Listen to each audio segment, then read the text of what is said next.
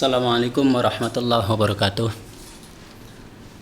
Para pemirsa The Ambiar yang berbahagia, Rasulullah bersabda, "Wallahu fi aunil abdi ma kanal abdu fi auni akhihi." Dalam sebuah hadis yang cukup bagus untuk diuraikan pada sore hari ini. Allah akan selalu menolong hambanya selama hamba itu bersedia menolong sesamanya. Artinya apa? Bahwa ketika kita menolong orang lain, kita menolong tetangga, menolong saudara, menolong teman dan siapapun, itu sebenarnya kita sedang berinvestasi kepada Allah, sedang menabung besaran pertolongan yang akan kita dapatkan dari Allah kelak ketika kita menghadapi kesulitan. Sehingga tidak tepat ada orang kadang berkata, percuma nolong dia nggak tahu balas budi. Loh, itu artinya kita bertransaksi dengan orang, kita salah. Kalau tujuannya transaksi dengan orang, memang kita harus menolong hanya orang yang memang dia mau membayar pertolongan kita dengan pertolongan yang sama atau minimal ucapan terima kasih. Kalau targetnya transaksi dengan orang. Tapi kalau targetnya kita menabung sebanyak-banyaknya sebagai alat penyelamat kita ketika kita nanti menghadapi masalah, Allah langsung memberikan pertolongan entah melalui siapapun, maka tidak ada cara lain kecuali satu, yaitu kita memperbanyak menolong orang lain.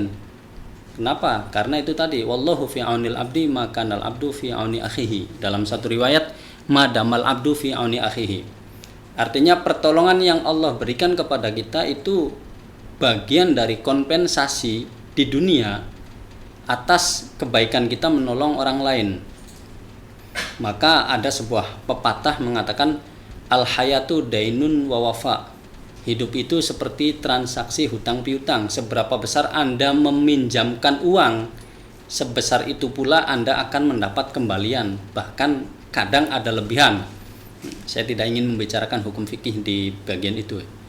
Artinya seberapa banyak kita berinvestasi menolong orang, mungkin orang yang kita tolong itu ndablek, tidak berterima kasih, bahkan kemudian menikam kita dari belakang, mungkin. Tapi kita tidak akan pernah rugi dengan pertolongan yang kita berikan. Kenapa? Karena itu adalah investasi yang Allah akan balaskan kepada kita pada saat justru kita sedang membutuhkan pertolongan. Dan ini yang mestinya memotivasi kita untuk tidak peduli menolong siapapun.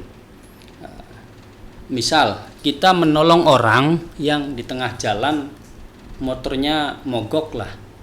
Kita hanya menolong dia dengan mendorong, atau istilah orang zaman sekarangnya di setem atau di apa itu ya, mendorong dia sampai ke pom bensin. Itu kan tidak mengeluarkan biaya apa-apa, tidak mengurangi bensin kita, motor kita, hanya sedikit mengeluarkan tenaga kecil sekali. Tapi bagaimana, bayangkan seandainya pertolongan kita yang sangat sederhana itu dicatat oleh Allah sebagai pertolongan yang memperpanjang, meringankan beban orang tersebut, yang kemudian nanti dibalas oleh Allah berupa beban kita diringankan pula pada saat kita seakan-akan sudah tidak punya cara lain. Justru saat kita menghadapi masalah yang sangat besar, kita sudah mentok, Allah membalas kebaikan kita tempo dulu yang pernah hanya nolong sekecil itu, dan dibalas dengan kita dibebaskan dari masalah besar yang melilit kita.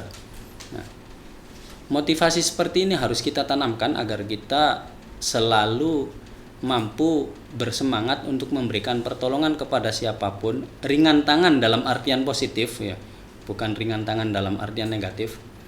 Ringan tangan dalam artian positif kepada siapapun tanpa peduli orang itu mau membalas atau tidak. Karena yakinlah, seandainya orang yang kita tolong ini tidak membalas, Allah sudah menyiapkan orang lain sebagai wasilah pertolongan Allah kepada kita atas perbuatan baik kita menolong orang lain.